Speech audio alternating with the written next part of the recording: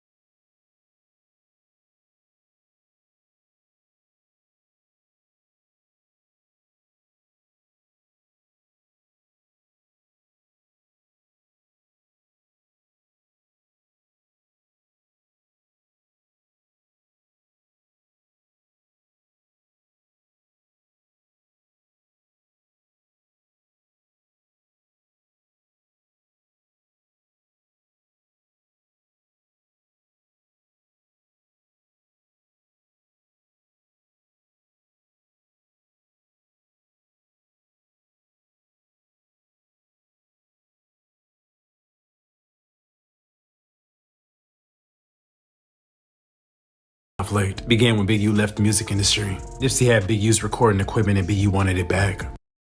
Big U was able to recover the equipment and moved it to his shop on 43rd and Crenshaw, thus making it accessible to other artists, including Nip if he still wanted to use it. Apparently, Nipsey took exception to Big U taking the equipment. They weren't seeing eye to eye. And then Nipsey comes out with the song You Don't Have a Clue from his 2010 mixtape The Marathon, which is widely believed to be a diss song aimed directly at Big U, specifically in the first 4 lines of the song. This is the diss song Nipsey made. That was rumored to be about Big U. It was also said to be the reason Big U ordered a DP on Nipsey, which would trigger a series of events. We'll get into that after this clip. No, some things just got to be said.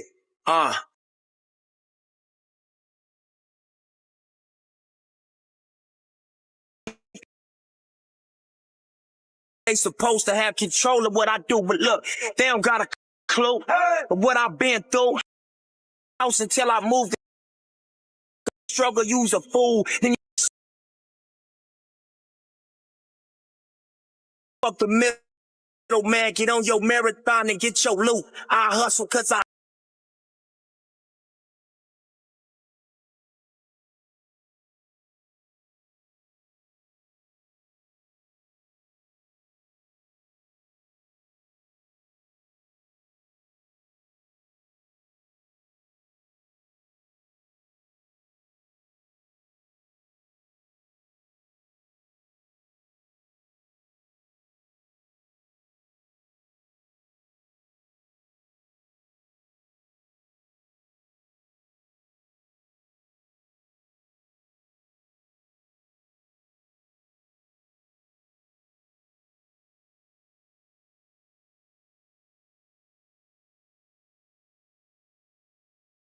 have to. Not because it's cool and over time. Following the diss track, Big U subsequently pulls up on Nipsey with some homies and confronts him. They attempted to pick him up so they could discipline him, and this form of discipline does not consist of a head-up fade.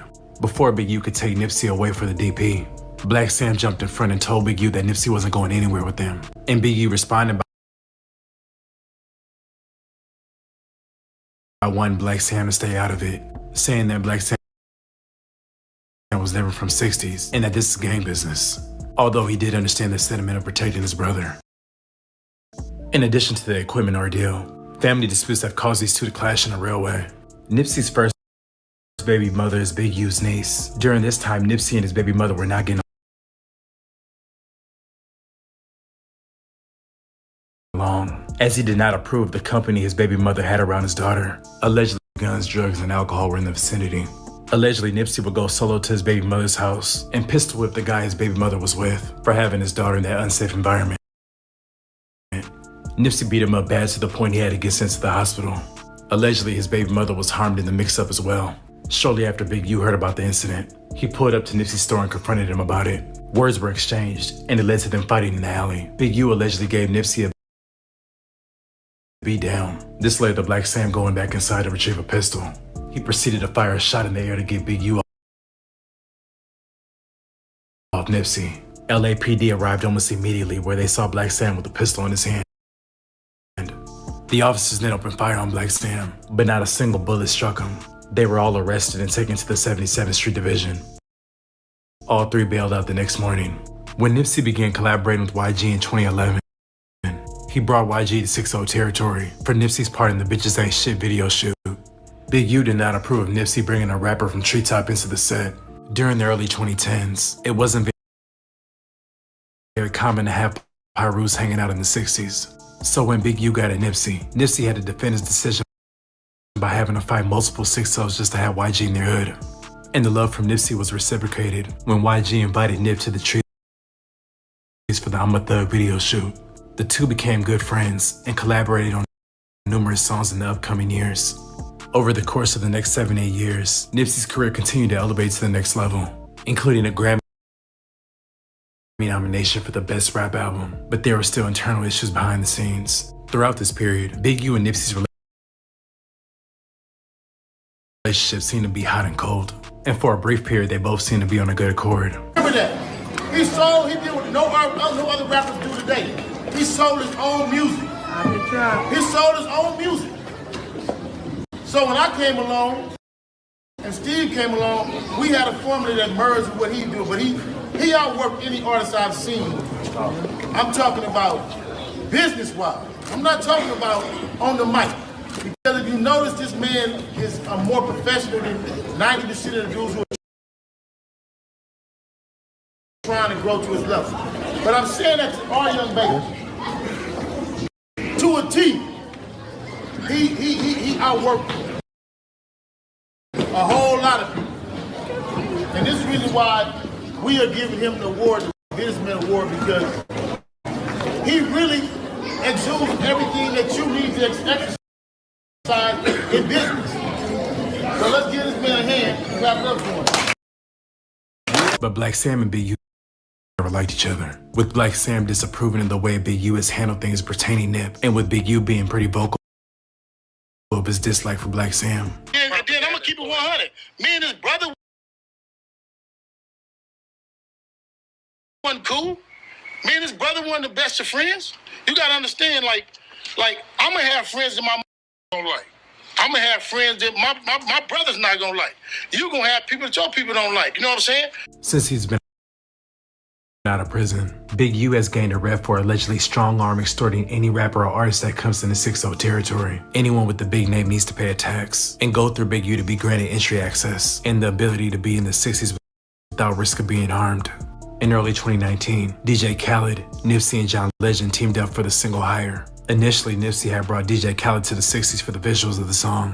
When Big U got word of this, he allegedly sent a gang of 6-0 members to the video shoot to press the issue. Nipsey frontlined, but the overwhelming pressure resulted in him moving the video shoot to the top of a parking structure in Inglewood. Nipsey also had to beef up security, as he was receiving death threats, allegedly from the Inglewood families, the dominant blood gang in the city. After Nipsey was killed a few days later, rumors began to fly that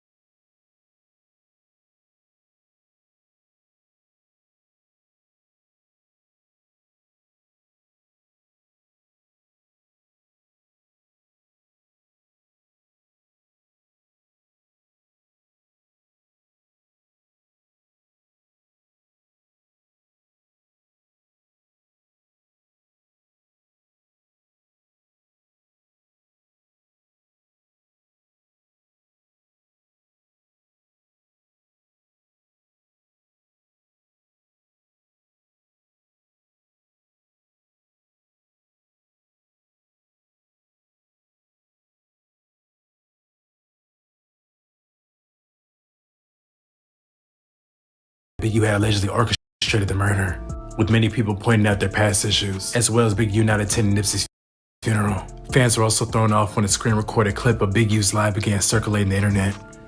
Justice for Nip.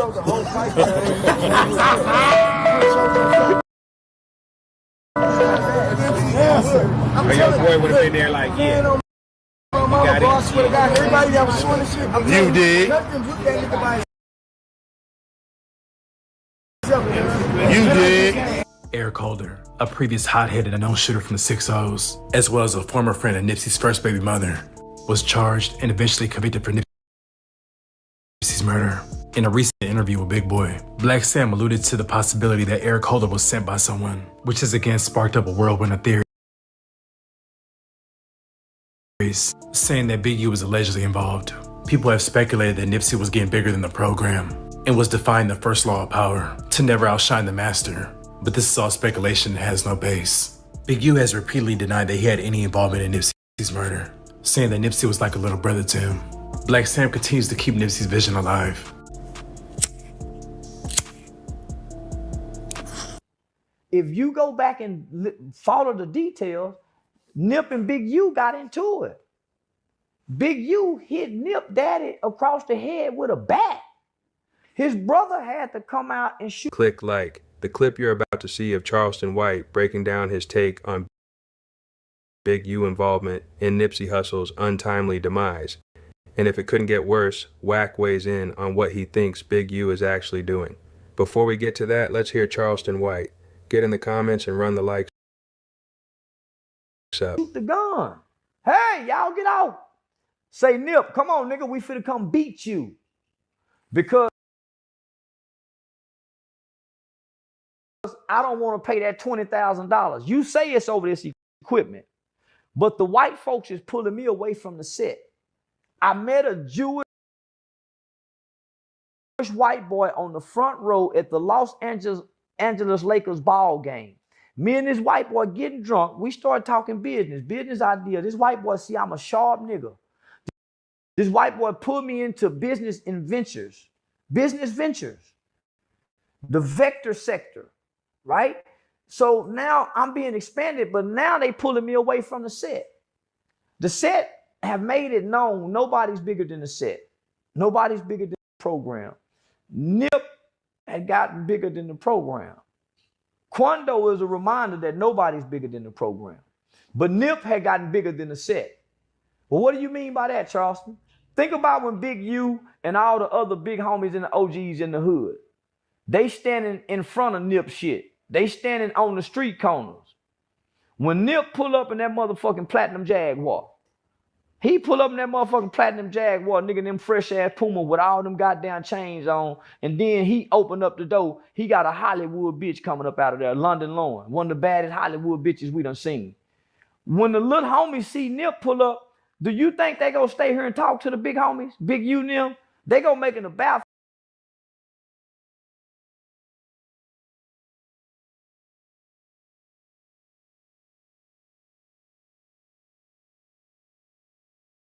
face and say, y'all, there go Nip. And they go run away from the big homies. As all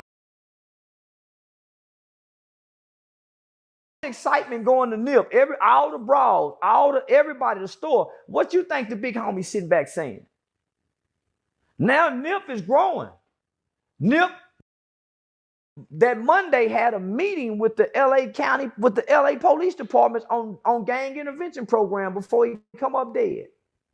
So now Nip and Big U done fell out over $20,000 worth of equipment. So they say, but it's really over $20,000 nigga extortion fee to pay for protection.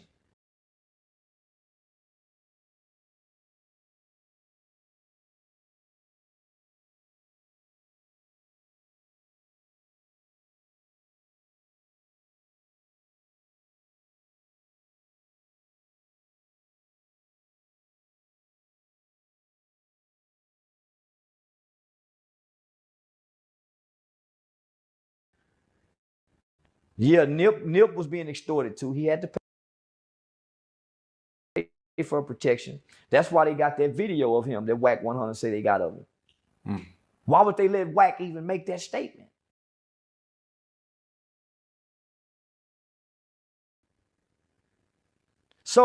So peep game. So you think them niggas ain't saying, man, that nigga there, woo, woo, woo, and his brother go shoot at us?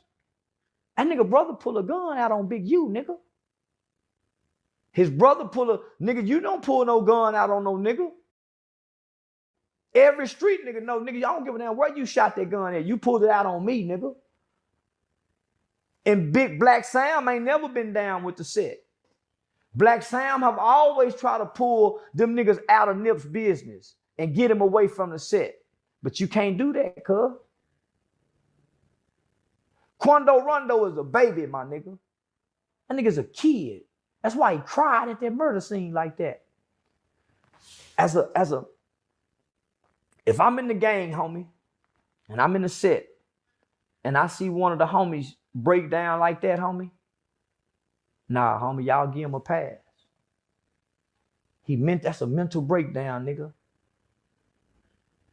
We claim we love one another. We claim, nah, homie. So this motherfucking train is running off the tracks. I can't get off. We see this motherfucker is falling off, it's finna run off the cliff. Homie, I can't get off. Y'all, homie, I can't I can't get off. They saying you gotta go they say you gotta fall off the cliff with them. So we've been outside all day. I got the big guy with me himself. You heard? Big U, I've been taking him through Harlem. We're actually in the bodega right now. Just finished doing the interview. I'm high off that champagne and that Zai part of me. I'm sweating and shit like that. But he got the show. Look, we got cameras on us at World Stars called Check In. Now he ain't come to check in. He just came to get some of this love. You heard? If you ain't got none of this love, I don't know how it's gonna go for you. You heard? But all we doing is spreading love on this side. You heard? We got a lot of things straight. We cleared up a lot of things. A lot of you niggas owe some apologies. Neighbor up, bitches. Vamp life. You heard? We on 12th Street there, you heard? That's the truth. But we here, man. Don't nothing change, man. We always outside. If you'd like to come speak to me, come to Harlem. Come get some of this love. It won't change. You heard? After I got out of jail, I got a call a couple of days later that Big U had put a hit out on me. Oh, wow. And so a few people called and told me, but one person that called me was Monique Slaughter. And we quit being friends because she was going around telling people that Big U had put a hit out on me. Oh, wow. And that was like, wow, like, you put a hit out on me because what? I took up for myself because I'm not going to let you punk me. Okay, that's fine. I'll handle that accordingly. You know, so it's stuff like that, but I'm not scared of that man, Adam. How different do you start moving once you realize there might be a hit on you? I'm moving the same because I'm not walking in fear. I can't. I did that for years dealing with this man. He bleed just like the rest of us. His team bleed just like the rest of us. I'm not letting nobody never again put fear in my heart. Wow. I mean, you're an incredibly strong person. I just got to take a moment to say that because, I mean, a lot of people would curl up into a ball and try to disappear from public life as a result of this kind of stuff. No, I'm not. I'm not disappearing. I'm not running away. I'm not doing anything. If a person comes to me and try to harm me, we gonna move accordingly. I'm gonna deal with it. Definitely. Did you ever have any further dealings with Nipsey after that one incident? I was mad at Nip for years after that. We got into it on Twitter. I'm sure, like I said, the Twitter detectives can pull it up. Okay. After him and Big U got into it, I went on Twitter and cussed Nipsey out and told him that's what he get. Now we see how it feels. Right. I mean, he ended up kind of getting a taste of that medicine later on, right? Later on. I'm sure he probably regretted his involvement in that or hated that he ended up involved in it at least. But this is the thing. Nipsey never changed his story. I could honestly say that his story was he didn't know that was going to happen to me. His story was he didn't set me up. Nipsey and my brother were friends, and my brother and Nipsey hung together after that. And my brother's stance was, sis, Nip didn't know he was going to do that. My stance was he did. And that's how I felt in that moment at that time. I respected what my brother felt. He respected what I felt. Nip never changed his story. Mm-hmm. And I was mad at Nip for some years. And then I finally pulled up on him and we made up. And when he hugged me, he said it again. He said, I swear I did not set you up. Mm. So he never changed that. But at that moment, I felt like that. And I don't think nobody can blame me in that situation. No, 100%. What were the first things that went through your mind when he passed? Because I feel like now the situation seems so much more complicated and in some ways more clear. You know, when he passed, a lot of people weren't necessarily clued into the fact that him and Big U were having these issues, and now there's just been so much doubt cast on Big U's involvement. That seemed like a wild conspiracy theory at the time. Mm-hmm. All of a sudden, it's starting to seem like there's probably more validity to it. I cried. I was so hurt. I was hurt because he didn't deserve that. I don't care what me and Nip went through. I seen Nip as a young boy when he first came in this game.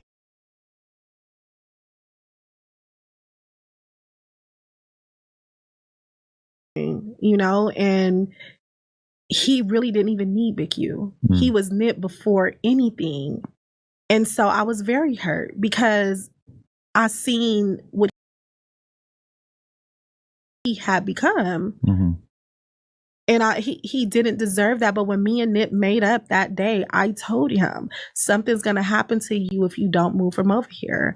And he said, why would you say that to me? I said, because they don't respect you. I told Nip that. Other people felt that. The day me and Nip made up, a fight broke out. Nip allowed some different gang members to come into his shop because he showed love to everybody. And the gang members that went into his shop was from a different neighborhood. They ended up getting robbed. And so they were like, Nip said, we cool over here. We cool over here. And they were like, nah, we said you not. If you feel like that, you don't respect him. Because if he's an artist from over here and he said they were good, right, why would you disrespect his establishment, him as an artist, him as somebody that's from over here? And I told him, I'm like, they don't respect you. Like something is going to happen. Right. Even when people used to say they were going to rob Nip, when he first started coming up to K-Day, I used to tell him, like, you need to be careful because this person is talking about robbing you. Be careful. And he'll be like, good looking out, sis. Be careful. Right. You know? So. Definitely. When you went on Tasha K, what was that, a year ago or so? Yeah. Were there some repercussions from that where people were upset about you telling your story on that platform? Because it stands out to me also that your story is very historically significant, and it's kind of crazy that you had to go to someone like Tasha K, who typically does, you know, celebrity gossip type shit. Because I feel like you've pretty much been blocked out or blacklisted by a lot of more mainstream platforms, I'm guessing, right? Have I? I didn't even look at it like that. You think so? I just feel like, yeah, there's probably like a lot of other big platforms that this would be a valid conversation that they should have been interested in. And it's like, she's kind of, she don't give a, she's just been saying whatever she feels like for all these years. And it's kind of like, I feel like now maybe like and even me doing this interview right now, it's like, it's such an important story and it's so relevant to like West Coast rap history that it's almost kind of a scandal that I've got to be one of the first people to do it. Not to pat myself on the back or anything, but it feels like a lot of people should be vying for this conversation as well. I mean, Tasha K, and this is my thing, right, Adam? Shout out to Tasha. I got mad love. That's what I was gonna say. Did not sleep with Wack. She didn't. Just want to make that perfectly clear. Yeah. Tasha K, like I told Tasha the other day, a person could never come up to me and talk bad about Tasha because Tasha helped me when I needed the help, when I needed to tell my story. A person can't talk bad about Wack to me, right? Now I'm here on your platform. I wouldn't let no one talk bad about Adam. With that being said, I just think that I needed an outlet to tell my story. I needed an outlet for people to hear me so they can hear my voice. Whether they believe it or not, I just needed the outlet to be there so people can hear me, if that makes sense. Right. Because look where I'm at. I'm here with you. Yeah. I have other interviews lined up. People are starting to listen now, you know, and I just feel like maybe it was just timing. It just took some time. Did it feel like it was more risky to speak about this stuff prior to the indictment coming out? Like, because I assume like a lot of people who are maybe the ones who would be making threats or making life difficult for you, to some extent, that's their dude and they're going to ride with him either way. But at the same time, some percentage of those people are probably like, oh, okay, now we also are not living under this fear. I mean, for me speaking out before, like I told you, I was basically the only one. So I'm like standing by myself, and it's so many people right here going against me with their leader, if that makes sense, right? So now, you know, he still has his supporters, Adam, but I don't care. Like, I'm going to speak out. The family of Rayshawn reached out to me. You know, I'm going to tell my story because me telling my story is inspiring other people to tell their story. And that's the most important thing right now. 100%. A lot of people have basically, including Big U, have kind of smeared Wack and 600 Christopher Lovejoy for having the conversation publicly about this alleged murder. What do you think of that? Do you think that there's anything scandalous about that, or do you think that they were on the right side of trying to get this information out there? I feel like they were on the right side of history, and I'm gonna tell you why. Often in the Black community, right? And I just have to be real. We are so quick to harm each other, right? As a race, so quick to harm each other, backstab each other, and then turn around and beg other races for equality or get mad about police brutality. But if we treat each other messed up, right? If we're abusing each other and doing all this stuff, why would anybody else respect us as a whole? So 600 and Wack did what needed to be done. It was a child that lost their life by the hands, allegedly, by the hands of Big U. You have people, and I said this before, that are screaming free Big U. And you have people that want justice for the child. What type of person are you? What type? Do you want justice for the child, or do you think a 60-year-old man needs to be free that killed a child who family trusted him with this child? Future old trick some money. So me, Trick, and Big U was real close at the time. Right? Hey, Future old bro some money. All right, Trick in Detroit. Me and Big U on a red-eye flight to Atlanta. We coming to LAX. We coming through the security, putting our bag through the thing. Who we see on the other side? Future and the girl that's with the back, the football player, right? What's Sierra. We see Future and Sierra. I say, bro, is that who I think it is? He looked. I said, yeah. I said, you take the. I got him. When we come to the thing, I say, hey, homie, you got that money for Trick? He take off running. I'm chasing over the dead homies through the Delta. What the? Runs into a terminal, and he runs into the thing, but it ain't hooked up to no plane. He left it. No, bro. Right? Wow. He runs into the terminal. True story. He runs into the terminal, right? When he runs into the terminal, he take his phone out. Right? He know he can only go so far, because what you gonna do? Jump onto the runway? That's a long drop down there, right? he throws the phone at me on speaker. All I hear is Stunner voice. He say, Wack, it's me, Stunner. Talk to me. I say, Stunner, I'm busy right now. He said, yeah, but I don't want you to be, nephew. What the going on? I say, oh, Trick a bag.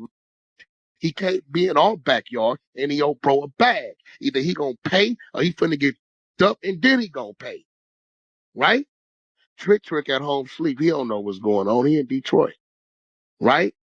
He say, Wack, my word to you, I pay debt. Let him be. I got business with that man. I said, what? He said, Wack, this Stunner talking to you as your brother. Leave him be. You got my word, whatever the debt is. Send me Trick. I pay him in the morning. On me. I'm giving you my word. I back the phone and walked away. He trick out his wad. It's So real. You know what he I'm saying? jammed on. So what? Do you think a lot of these niggas like you said you was hella close with Big U? You said y'all was 17-year friends and shit. Big If he U, ain't I've never been telling betrayed you you, he's a dummy. He's a dummy. I used to have to do everything for him. Listen, bro, we brought Big U to the table to help him, to reposition him. When he left, he was known for selling dope, kidnapping drug dealers for they sack and letting them go. That's what, and fighting. That's it. Think about it. You can't, bro, you don't hear nothing about a Big U until mid-2000s. He came home in 04, dummy, son. We had to go spend attorney money. The Paul Roos did to get him out there. We positioned the nigga at the table. But nigga, at the end of the day, when I'm showing him how to conduct business, hold on, listen, bro. Hey, the FUBU niggas. It was a few other niggas, right? He see me, niggas came at me with some deals, 500,000, 300,000, right? He said, yeah, Wack, we just gonna tell them niggas we gonna give them 150,000 and we gonna do the deal. They gonna do the deal or else. Nah,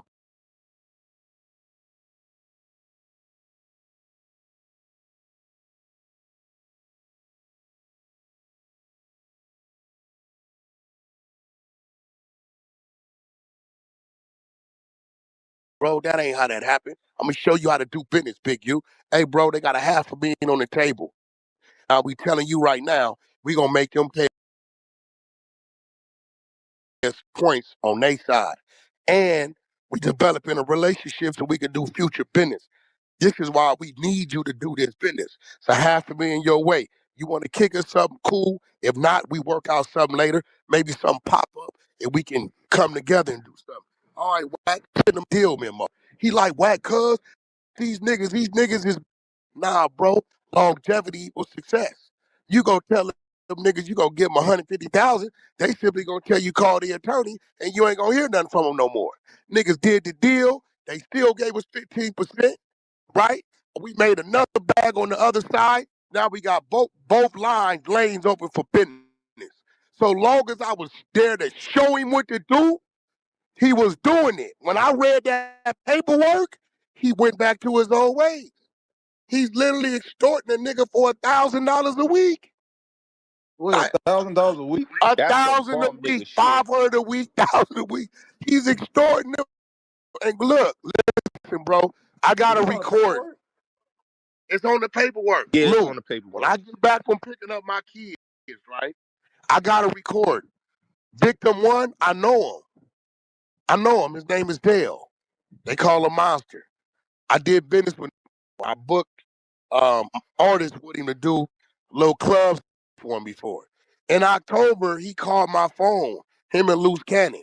This before I know all this going on. I'm wondering what the Loose Cannon on the phone with this nigga now.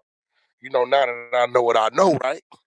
But Dale said it on the thing. He said, Wack, every time I call you for business, bro, you get the business done and that's it. Even when I owed your people money, you got in the middle of it, asked me what I could pay, what I could afford. I told you, and you told them if you want, they want you to negotiate the business, the deal gonna be what you say it is. You said you have 15,000 of them right now, 5,000 a month. You owed him 60, right? That's it. I refuse to put the money in my hand. Look, bro, this is what he agreed to. Dale's a man, Wack, as a man, I could afford that. Cool. These niggas go over there. Nigga might owe him 20,000. A nigga will give him 10,000, right, of the 20, and say, I'm gonna get you the rest next month. When they come next month to get the other 10, he go to give it to him. You know what they tell him? Nah, nigga, we charging interest 100% a day. What? Now you owe us 30. Hey, bro, what is you doing, my nigga? What these niggas think? This some Italian mafia? Bro, Like what? tell me, no, you dealing with dumbass street niggas. See, I'd rather get money with a nigga a million times than beat him once. So guess what? The nigga he thought he was bullying, if all you gotta do is read the paperwork. The feds was giving him the money, right, to pay Big U. You ask yourself how this happened. You know how this happened? Because in 2020, Well, you said the Fed paid the dude the money that Big U was nigga, the feds was giving him the money to give Big U for the extortion for 2 years. every week. Oh my God! Oh, Yeah, it's it's in the over for work. him. It's in the work. He think he doing something, but guess what they didn't know? Odell got caught up in the drug conspiracy in February 2020. He already was working. So when he got scared, guess what he did? I have a problem. Who? Oh, yeah, he's a big fish. What is he trying to do? I tell you what, we gonna give you the money. We got all his work. You know, we didn't went and dug up Odell on his work. He started cooperating February 2020. So when this dumbass nigga comes along with this regular dude and start pushing the line on him, he went to his big homies. I'm sorry. And they probably ain't gonna like it that I say this. Civilians, like gang members have big homies, they OGs, and they killers, civilians, you got big homies too, called the law. So when people come with y'all, you call your big homies. They do what a civilian's supposed to do. Don't, hey, you ain't, if you call your big homies on the civilian, they can't get mad. So why you get mad when the civilians call their big homies on you? They are tax-paying citizens. We are in the United States of America, a land that's governed by law. Just because you say it's right on your block, don't mean it's right on their block. Wait, that's niggas be No, forgetting that this is what I understand. You've never heard a nigga tell you, Wack set me up to get robbed. Wack extorted me. You ain't never heard a nigga say no like that about me. I ain't gonna lie. I Swear don't to do God, business like that. I'm just keeping it facts. I don't got no allegiance to nothing. I'm just keeping facts. I never even heard nobody say you did bad business with him. You're not gonna hear it That's how, because and that's how they judge. Like you know, all this be entertaining, but I never seen one. I see niggas come out against all type of niggas, Diddy, other niggas. I ain't see one nigga say that you're you not did bad gonna hear business it. with him one time. Not You're one. not gonna hear it, cause nigga, I pride myself. Even if the business is going bad, we gonna find an equal medium. Okay, bro, this what it is. Why didn't that happen? Okay, well, what could we do? I see why. And listen, it seemed like you was doing good business with Big U. You was helping him out. You was homies. Y'all Bro, doing the a lot of good shit, and then the you feel nigga like you did house some was in crazy. foreclosure. I used my real estate team to go in, cause everybody loaned back then. Niggas was lying on the loans. You right. So when you lie on the loan, this is why you know they supposed to process the loan. You got underwriters, right? When you lie on the loan and the bank accept it, right? It's really a fraudulent loan, right? So what we did, we went in and filed a claim that he is unable to pay the mortgage because the information that was submitted on the loan that he didn't know about set him up to put him in a compromising situation. This is a fraudulent loan. We filed a claim on the bank that did the loan.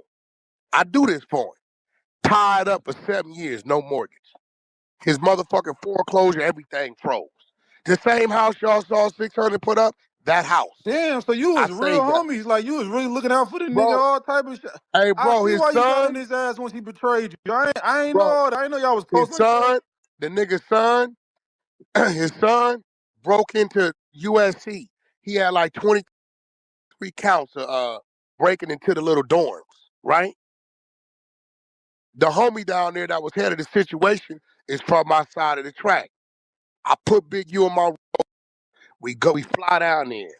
I pull up, the homie say, I don't with blood, Wack. Why he down here? I said, I give him the name. He said, yeah. I said, yo, whatever could be done to set us up to be in a good situation in court, can you do that for me? He know what I'm asking him to do. He said, Wack, that's his boy. I said, that's my nephew. That's my nephew. Can you do that for me? His son never did a day in jail. But I open my door up, my resources up, and I try to look out for a nigga that come from where we come from. But he's a street nigga. He was just able to smile in front of y'all, right, and trick y'all, right? When the paperwork hit, there it go. I'm sure his wife is going crazy. Wait, so why? Because I was confused on the video part because he was talking about how he blamed you and some other nigga about He's a for the dummy. reason why he got locked up, and then he Here blamed you goes for the the problem, bro. grant program. Yeah, break that He's down a because I was confused on that. he's a dummy. He's not smart. First he said I blame Wack at 600. 600 was with the feds when they raided my house. The video is up. Dummy, 600 is the one put the video up. He's the one drove by your house. You live in the middle of your neighborhood. What happens, Lou, if a nigga that's at the top of the totem pole house is getting hit by the feds in the middle of the neighborhood?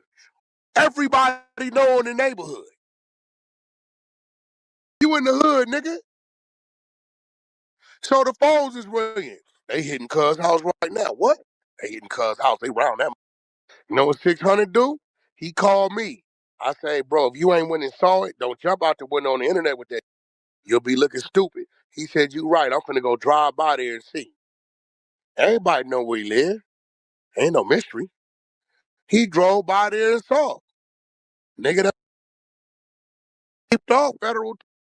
He made a video and put it up. Now, here goes where Big U's a dummy.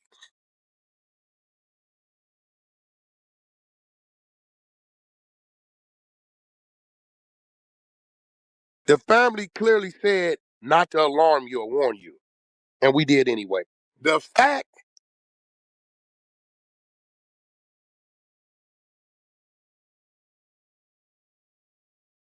that he didn't know the details we knew is complete. When he was going to turn himself in, lets me know you didn't go attorney up.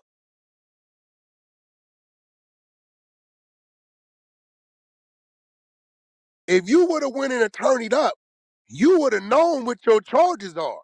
And unfortunately, Mr. Big U, none of your charges involve Wack 100. They lived for 4 years. What the that got to do with me? Actually, they let you run your extortion all the way up to March 14th this month. Dummy, is in the paperwork.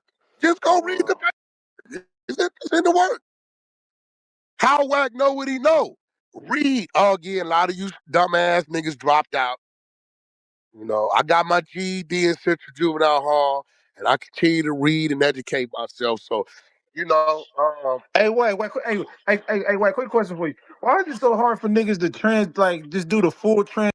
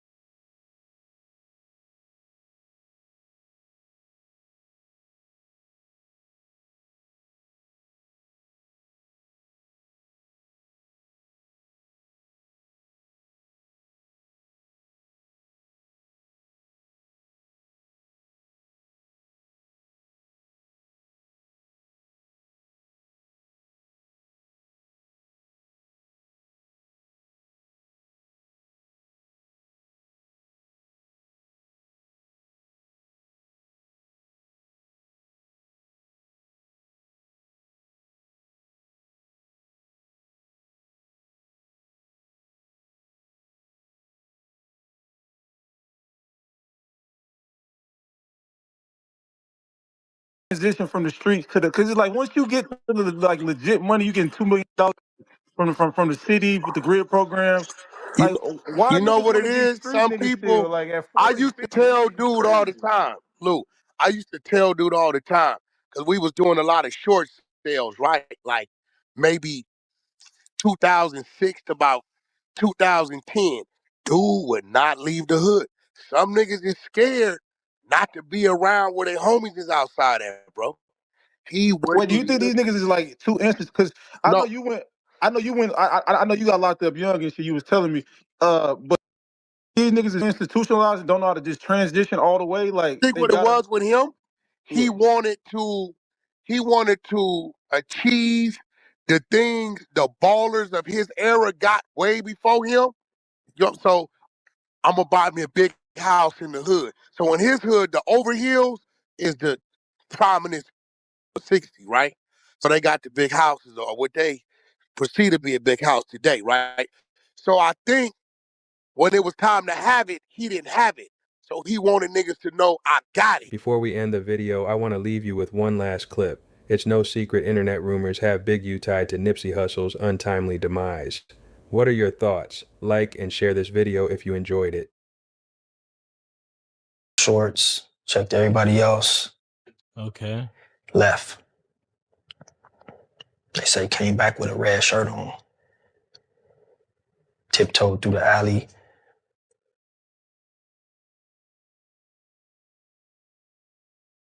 And went right and started shooting. So to me, that's premeditated. Yeah, that is premeditated. Number one is no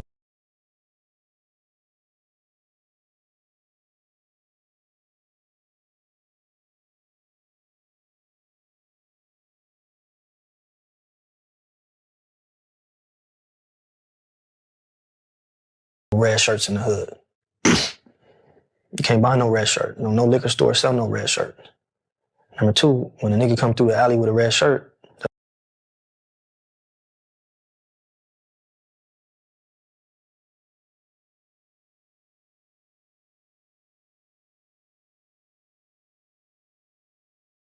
that's the throw off, or the Bloods did it, or the Inglewood families did it, or the BPS. That's the throw off, red shirt. So for me, he felt he was supposed to do a job, or somebody sent him or whatever, and he was nervous. He was supposed to hit that alley with that red shirt immediately, but he didn't do that. He came in and he wanted to check the scene. He wanted to make sure he wasn't getting into a shootout. You know what I'm saying? He came there for a reason. Saying Nipsey was dead on FaceTime. Okay. When he called Nip, he wasn't dead. And then 30 minutes later, he got a call that Nip was dead. That nigga, you knew something, so why you didn't call your quote-unquote little brother and warn him? Nah, that's wicked right there. I don't care. That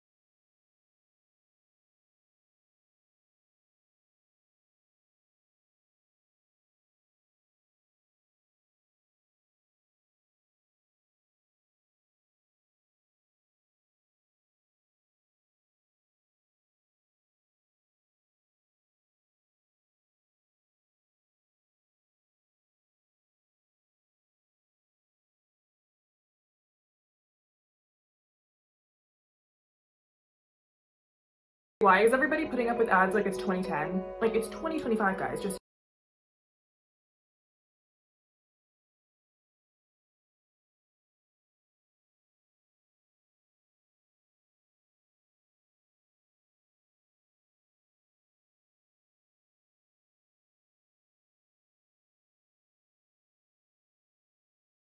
No idea who Big U is. Like, who is he? Fuck the internet. Better start acting like that. Fuck the internet, nigga. On hood. Nigga know what's up. We in the hood, nigga. Better stop acting weird If with they all come these to the hood, they'll figure it out. Better stop acting weird with all these weird ass. Big U made a big mistake, losing Drake XXL as an ally. A lot of his haters be popping it online, but physically, he makes Crip Mac look like Kevin Hart. Him and Big U also go way back, so you know he knows a lot of his secrets. It was only a matter of time before enough was enough for Sugar Knight, and he's too damn big to be getting bullied like that. Bluffing. I ain't lying on nobody, bro. I told you to keep my name out your mouth, bro, or we're gonna expose the rats you've been protecting for years, bro. Number one, you's a rat. You know who you told on Crazy D from Murd3r Gangsters, homie. You's a rat, homie. Yeah, ain't no selective politicking, bro. This Big U fault, because I don't know you personally, homie. Big U whole team is rats and busters.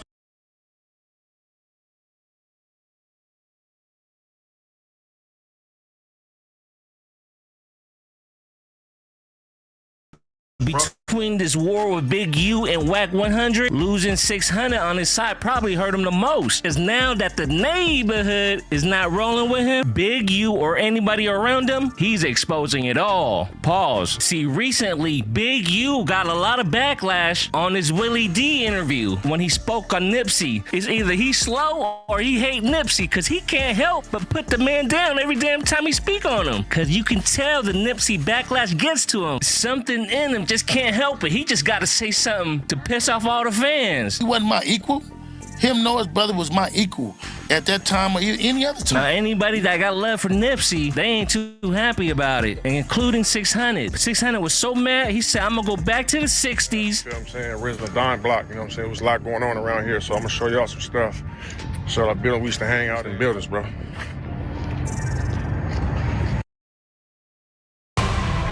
There is electromagnetic energy in that pyramid between 200 and 600.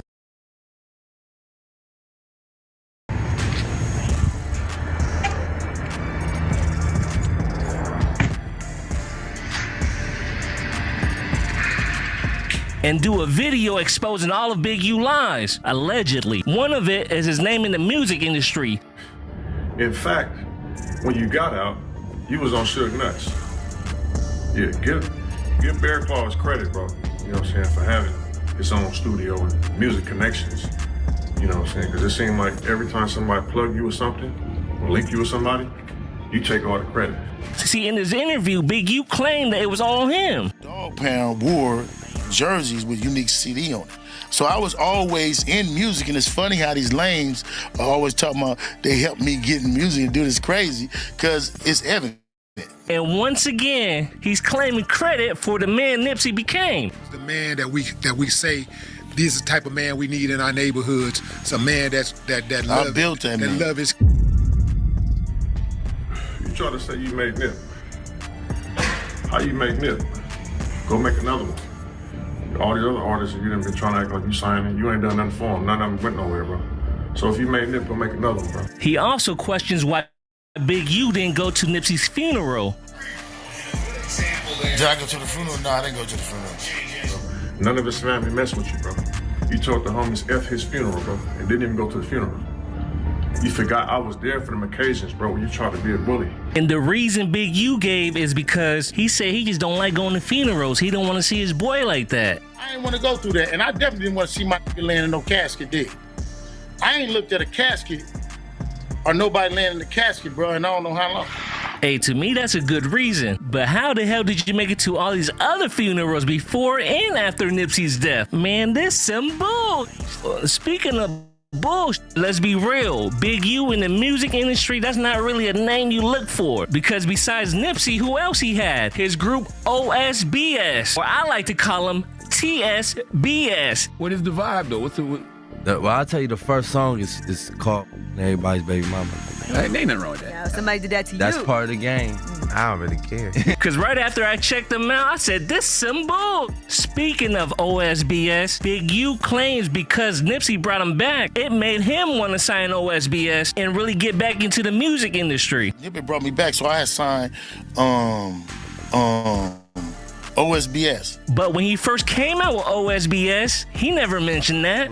Moving around with Ludacris, and when Ludacris was on, I was with Shock and them, rolling around Atlanta. That was my first time ever coming to Atlanta. Was with Shock and Ludacris, and then I went from moving with Shock and Ludacris. I was with P.D. Pablo, so I was with a whole lot of artists. You know, our top artists. Then, of course, y'all know my history with Tip. And so I've been with a lot of top artists. So when I finally decided to come back into music, I came in with Swindle, and it was just being in the studio and my son had just graduated. My son did his last year in college, his first year in college. Right. So now I'm free. I'm at home, I'm bored, I don't got nothing to do. Let me get back into this music. Now, Big U, TSBS, this some bull. Something else BS that Big U said was when he was apart from Nipsey, he didn't need him anymore. He was making more money than him, managing Melvin and Debo. Managing Veen, I'm managing Tiny Lister. I did this, I managed Tiny Lister and Veen up until Tiny Lister died. I'm getting way more money. So you're saying you didn't have a motive? I mean, that's not a motive because everybody was if you listen to the rumor mill, the motive is you were mad because you was X'd out of the deal. You know, you couldn't get no more money with Nip, so wasn't no money to get. You wanted them dead. Factually, wasn't nobody making no money but me. See, I don't believe it, because during that time, Big U was acting like he was Employee of the Month at the Ramada Inn, and forcing everyone to check in. Movie production in the hood. That's how we do it, you know, man. Anytime you want to do movies in the hood, just check it in. We can make sure it's done. Movies, videos. But if you don't check it in, oh well. Check your ass out. We're gonna check you in, all right. Big U also mentions he was doing a documentary, Hip Hop Uncovered, and he was good with that. Then I was in negotiation to do the documentary that I just put out, Hip Hop Uncovered. So I had shot that, and it with Jim Bob, and we was in the process of doing that. So when Nip called me to come back to music, I was just, you know, like, I'm already really in a good space. It wasn't that good, because I remember Big U saying that the show almost got canceled. He said they didn't know who a Big U or Big Draws was until something happened that made him go viral. 4 years ago. He came to me, asked me to shoot the pilot. It went out there, went to a bunch of different places. We got a bunch of no's, we got to change this, and came back, reshot it again, and it was me. It was really just me. And then people was like, man, we don't know who he is. So the people that run hip hop right now, the white people, is like, we don't have no idea who Big U is. Like, who is he? Like, what has he done? And I think something happened when we ran into Lightbox, and something happened on the internet or something, and people started talking about my name. I don't know what it was, and then they like, some of the executives called it, and then they called back and was like, oh, did y'all have a party? Was that the guy? And then they went on and did it. When Nipsey died, we was already locked in the deal. To keep it 100, and I mean not to say it like that, but if I hadn't signed the deal before Lil Bro died, I'd have hit him for a bag. Man, what a coincidence. Nipsey dies, Hip Hop Uncovered go crazy, big budget, damn near based around the drama between Big U and Nipsey and surrounding his death. And around the same time, Nipsey said, here, Big U, take some free money with your old contract. See, I believe it, but 600 don't. And I think the final straw was when Big U was still claiming to be friends with Khaled before Nipsey. Brought Khaled to the hood or something like that. Which is so funny, when Khaled was my friend. Yeah, I see the part where you talking about DJ Khaled, this, that, other. DJ Khaled gave you a bunk number, bro. You hitting up Nip to get DJ Khaled number. You ain't even got Khaled number, bro. Come on, man. Tuesday, March 28th. This me talking about DJ Khaled. I told him DJ Khaled had gave me his number, right? And I said I need to talk to Khaled. So Nip said, at the video, did you talk to him? You see what he said? I ain't gotta read it. He said, did you talk to him? But I was doing an interview too. And I said, yeah. And I sent him a call cuz back after the meeting. Nip said, off top, let me know once he back. Monster Math presents Addition Below 10. Okay, class, let's begin. What is 5 plus 3?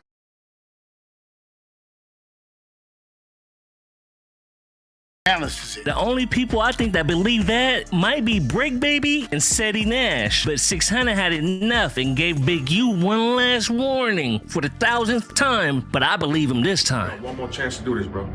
This is it. Don't go do no more interviews lying about nothing, homie. And keep Nip name out your mouth. Nip did not with you, nigga. Don't none of his family with you, nigga. Stop lying, nigga. You ain't made Nip, nigga. Keep Nip name out your mouth, nigga. You feel what I'm saying? I'm not gonna get nothing else. I'm gonna let everybody else, the bloggers, talk about what they talking about. But I'm telling you, my nigga, that nigga not fucking with you. You know that nigga. I rarely like get in this zone because, you know, I really don't wanna like, you know, run into none of these people. You feel what I'm saying? I really don't wanna do it, bro. Hell nah, 600. I'm scared. Hey, no more Suge Knight or Drake jokes from me. You got it. But you know who wasn't scared, though? The leader of the Crips. Big U wasn't scared. As a matter of fact, he went live shortly after and said, pull up.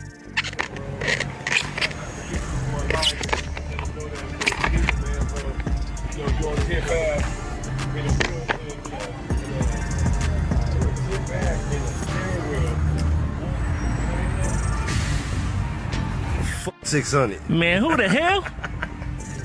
No, yeah, pull up. Anybody. Pull up. Nah, Big U hates 600 for real because every single time Big U goes on live and tell him to pull up every time. Man, I don't know who to believe. I want to believe Big U, but he makes it hard when he said he wasn't behind Crips LLC and going after the Nipsey estate. Wait, let me ask you something.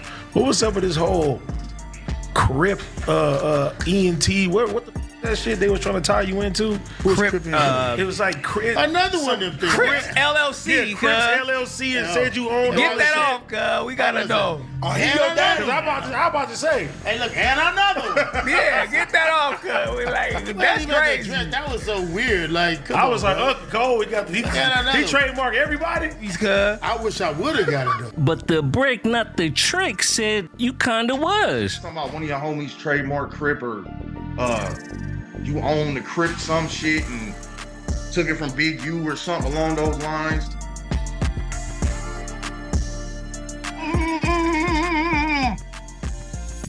Cuz is reaching. Nigga, my auntie own the word Crip.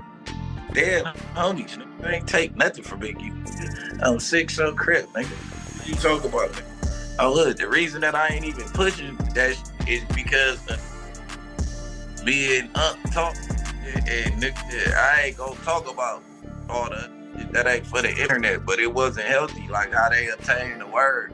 It involved a lot of foul play, and I didn't know that. And my auntie being a Crip, it blew my mind. She was from Broadway. Like, how was you even, like, why would you do something like that to obtain the word? You get what I'm saying? But yeah, I definitely got some type of ownership still of the word, though. But he do too, though. Big U.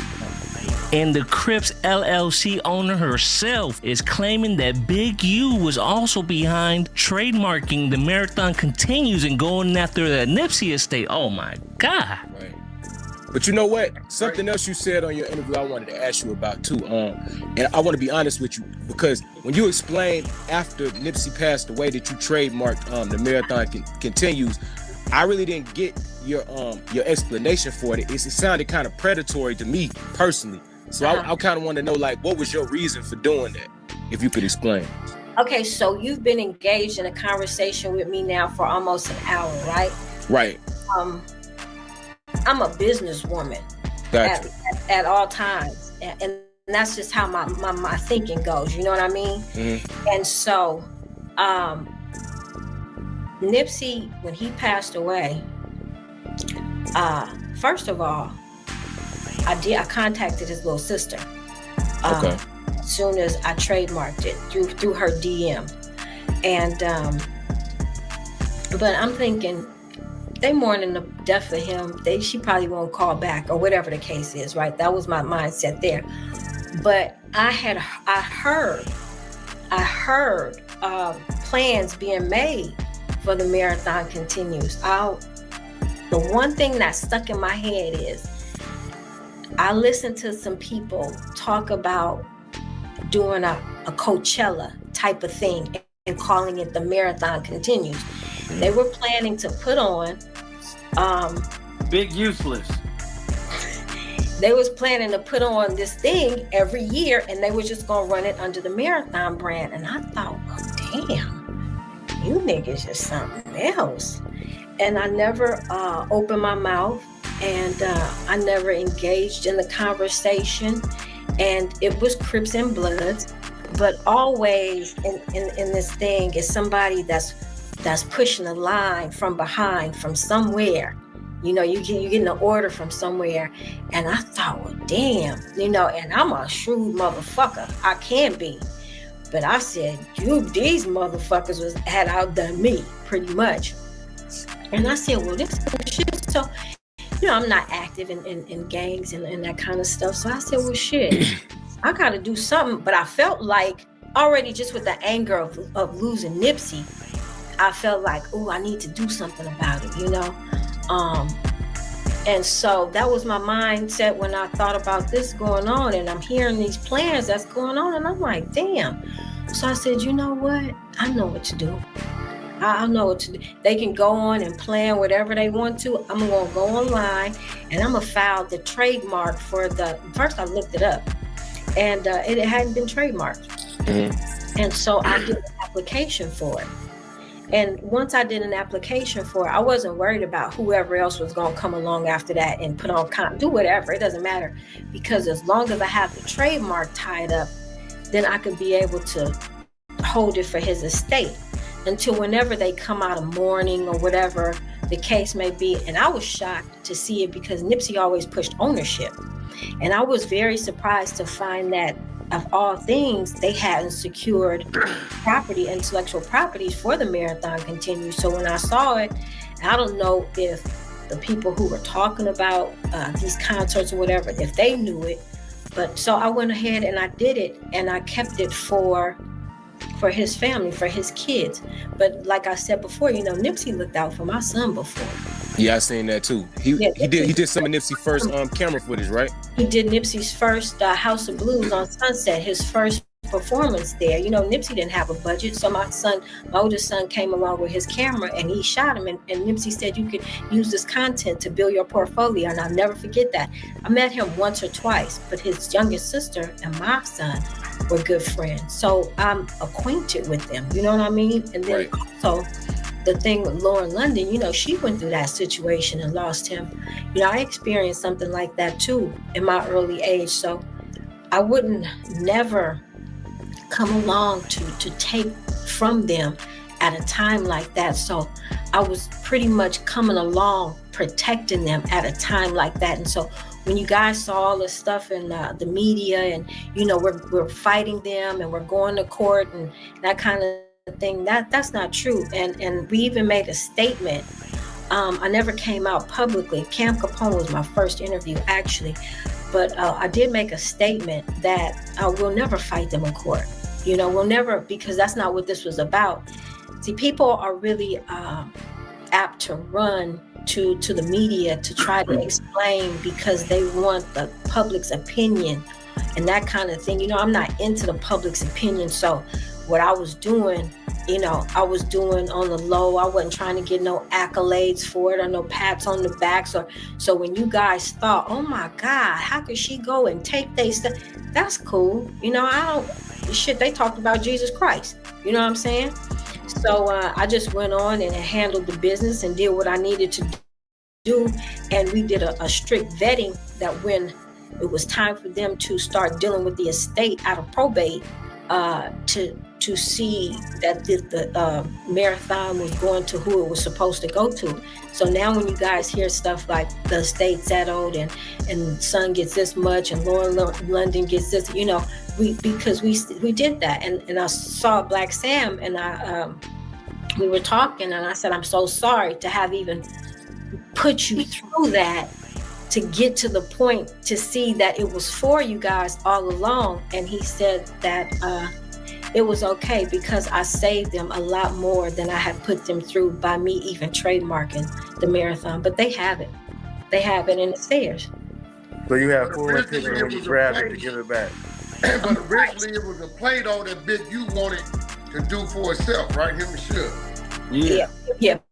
Big U and Suge wanted it, and he, you know, it was the conversations with Suge, you know, well, you know, make sure the most important thing is that it's trademarked for clothes, and the next thing it needs to be trademarked, you know. And I mean, these was conversations that he and I were having, and but I know what I'm doing, you know. I'm not going.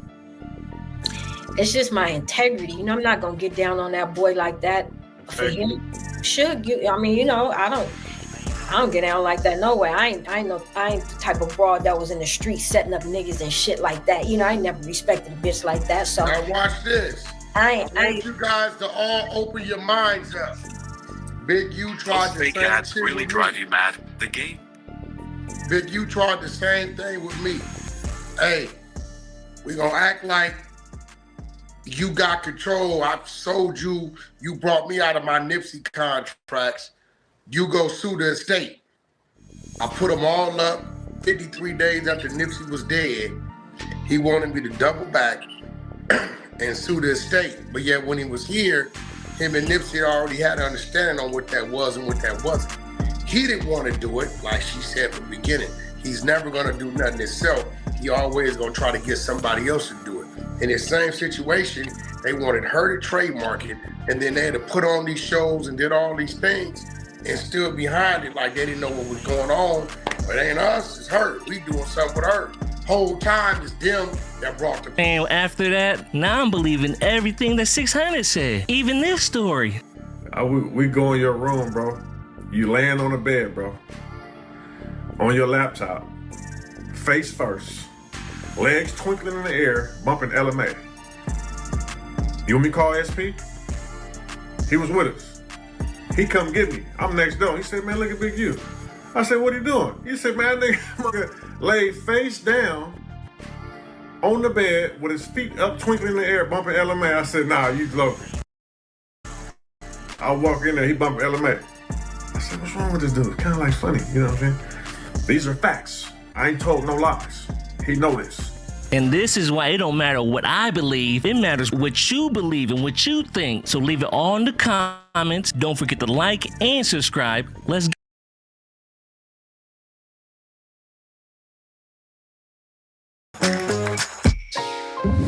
Deep Eddy Vodka